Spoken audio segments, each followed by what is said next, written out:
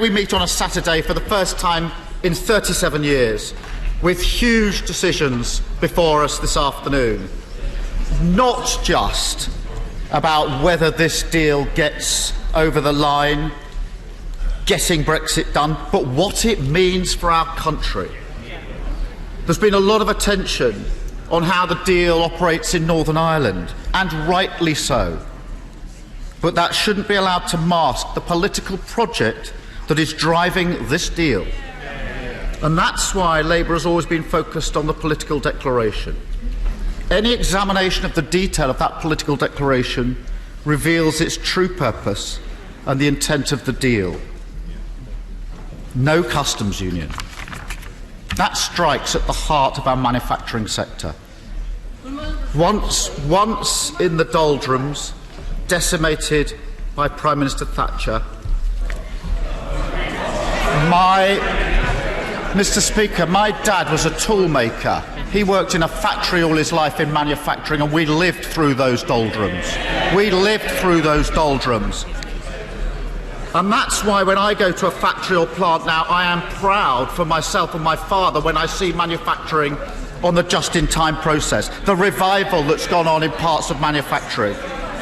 And go to any of those plants, those manufacturing plants, and management and unions speak with one voice. Don't take us out of the customs union.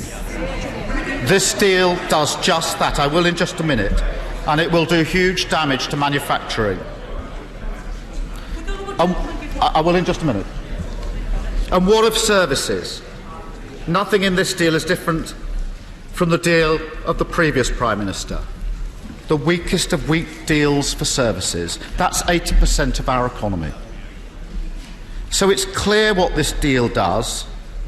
It rips up our close trading relationship with the EU, and the price will be paid in damage to our economy and in job losses. And anyone doubting this should look at the words stripped out from the deal put forward by the previous Prime Minister. Put the text side by side and ask some difficult questions. Paragraph 19 used to read this: the parties envisage having a trading relationship on goods that is as close as possible with a view to facilitating the ease of legitimate trade. Those words, as close as possible, have been stripped out. Why? Now it's said we want as close as possible. Now it's said there are all sorts of assurances. But between the text as it was under the previous Prime Minister and the text before us today, the words that we want a trading relationship on goods that's as close as possible, those words have been taken out, and that's not an accident. I do agree, but I really want to press this point because, as I say, this isn't just about getting a deal over the line. That's not the end of it. It's what we're getting over the line and what it means for our country. And I invite the Secretary of State to intervene on me. Why were the words "as close as possible" taken out of the text? If the aspiration of the government is to be as close as possible, why take the words out? Nothing.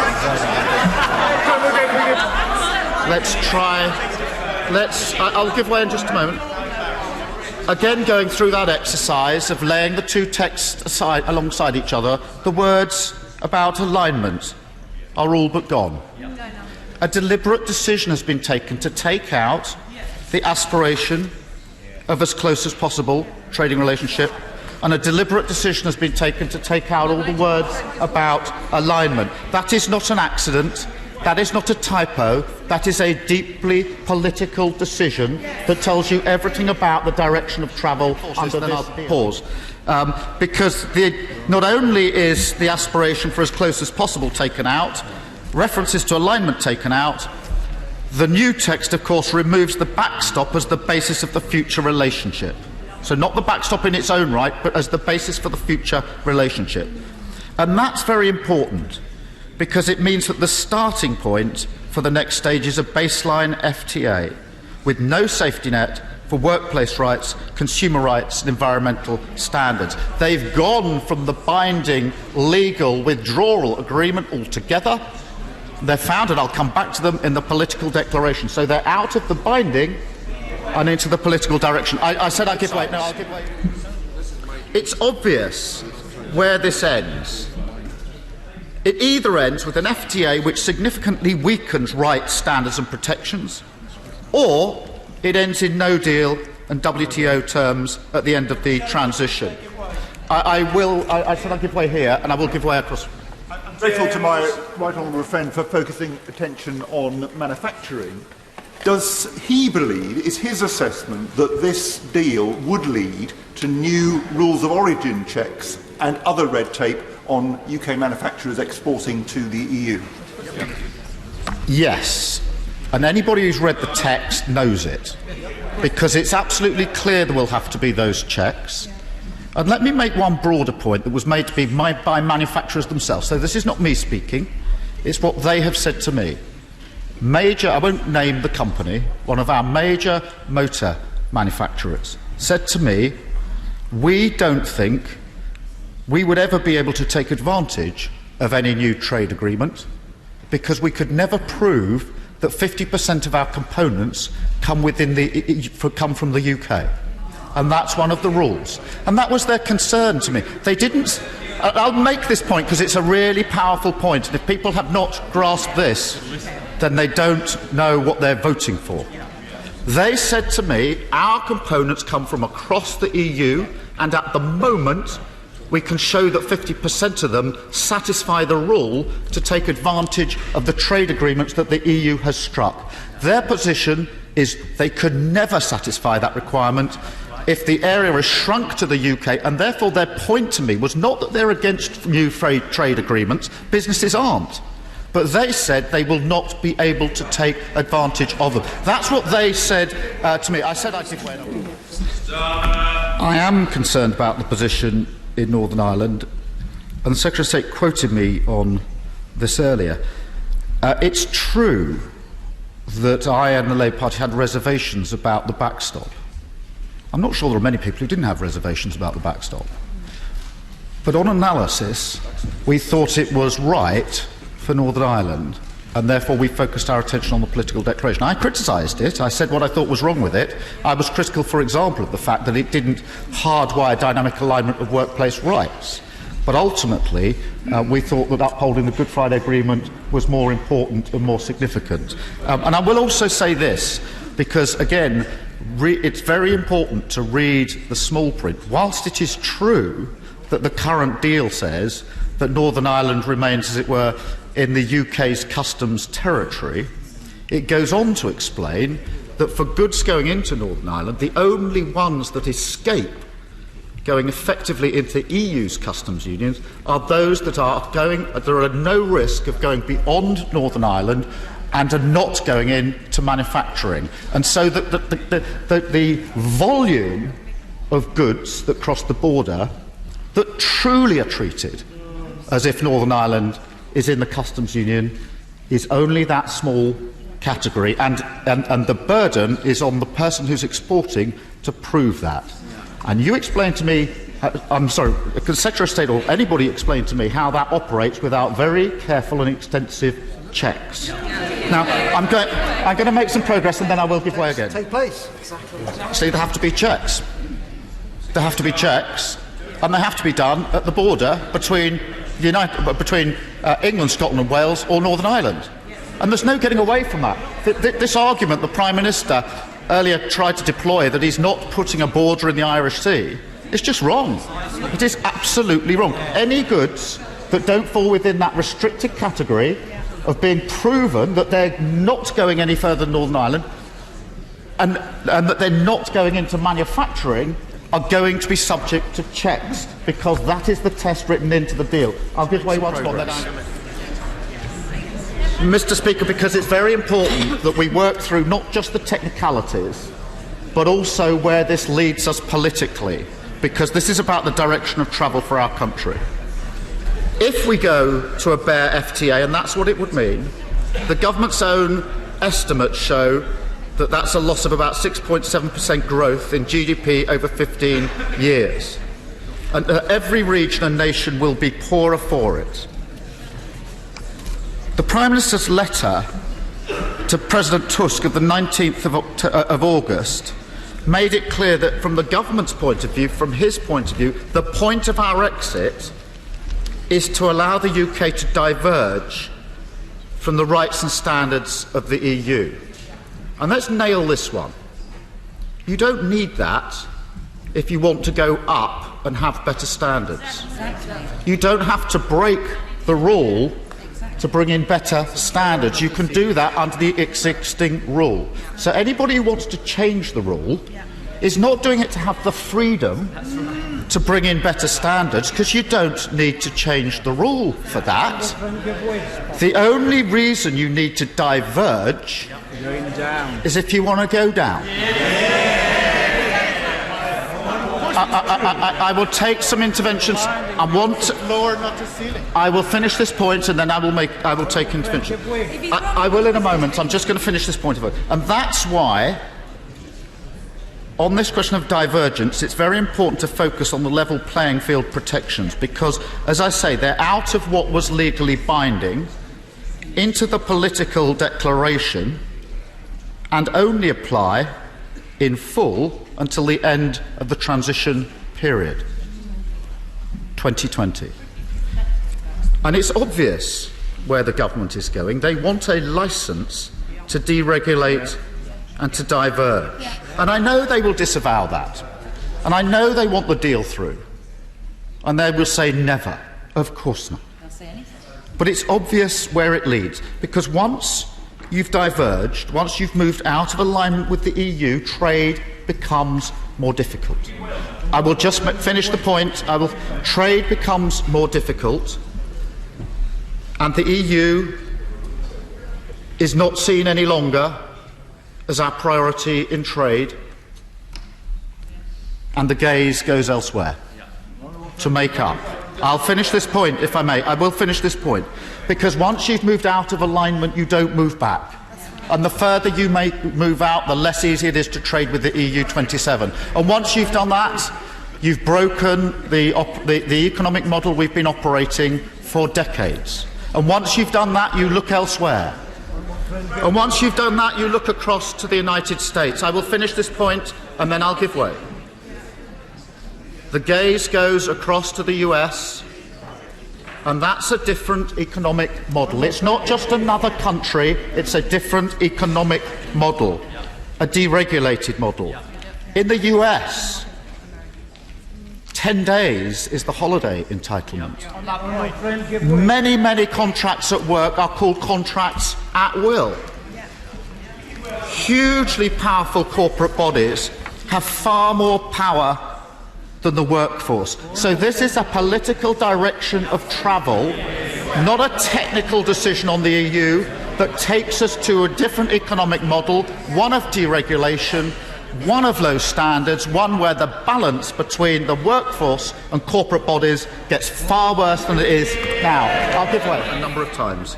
So, of the two possible outcomes, one is this deregulated free trade agreement, which in the end, whatever people say, will drive us away from the European economic model towards a different economic model. And we will look back on this, as a turning point in our history of much greater significance than whether this deal technically gets over the line tonight. But the other possible outcome is this, and I do want to address it, and it's been put to me in interventions. It's that there's no deal at the end of the transition period. And this has to be significantly addressed, because I know some colleagues are tempted to vote for the deal because they believe it prevents or removes the possibility of crashing out on WTO terms. It does not. Under the previous deal, if the future relationship was not ready by the end of transition, the backstop kicked in. That prevented WTO terms. That's gone. This is a trapdoor to no deal. And I will quote the Honourable Member for Basildon and Billericay, and I hope I get it accurately, and if I don't, he'll correct me. But as I understood what he said, and I've got it in quotes, the reason I'm inclined to vote for this deal is very simple.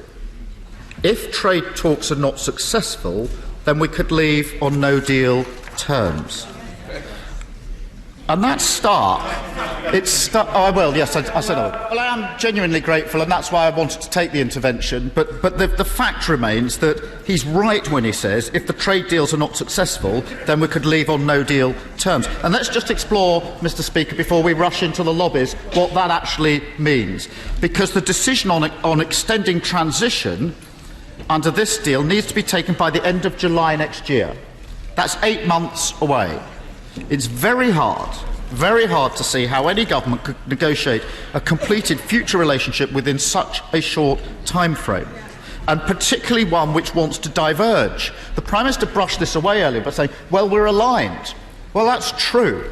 And if you wanted to stay aligned, you could probably do a trade deal a lot more quickly. But this Prime Minister and this government wants to diverge. And so the idea that this does not lead to a no-deal Brexit is wrong, and nobody should vote for this deal on the basis that it is the way to ensure that we don't leave at the end of 2020 on WTO terms. I'm going to make a little bit more progress, then I will give way. Now, today, the Prime Minister dangles prospects of workers' rights and indicates amendments he might be inclined to take down the line. Promises, promises. And I know these are really important issues for I will make this point and then I'll give way. I know how important these issues are to many members on this side, particularly the question of workplace rights, environmental rights and consumer standards. I remind all members of this House that not a single trade union supports this deal. And I urge everyone in the House to reflect on the likelihood of this Prime Minister keeping his promises. This is a point that's been made, but I'm going to make it again. Last November, the now Prime Minister told the DUP conference in terms regulatory checks and even customs controls between Great Britain and Northern Ireland would be damaging to the fabric of the Union, and he went on to say no British Conservative government could or should sign up to any such arrangement. His words. What does this deal do? It puts checks and controls between Great Britain and Northern Ireland. It creates a customs border in the Irish Sea. It does precisely what the Prime Minister told the DUP last November he would not do. Typical of this Prime Minister. So those that are considering today putting their trust in this Prime Minister need to reflect on how he's treated his supply and confidence partners. Promise, then burn. And I ask how anybody could trust any promise he is now making. I'm grateful for that intervention. And the point is this. For a Prime Minister who said no British Conservative government could or should sign up to any such arrangement to now go and sign up to it, it's exactly why we shouldn't trust it. It's why we should support Amendment A. It's a very important intervention, and I take it seriously. That is why Amendment A is so important, because that gives this House the opportunity to know what precisely the commitment is and what words are going to go into the legislation. What I'm not prepared to do, I'm afraid, and what I think the vast majority on this side of the House are not prepared to do, is take the Prime Minister's word. There is more than enough evidence that his word doesn't mean anything and cannot be trusted. I said I'd give way here. Well, I am grateful for that intervention. It just reinforces the point that manufacturing, having been on its knees and now having revived, at least in part in the way it has, why anybody, whichever way they voted, would want to take an axe to it, I will never understand. Mr. Speaker, I'm going to make some progress, then I'll give way again. I'm just going to make some... I've given way so much. I will give way again. I do just need to make some progress so that others can get in.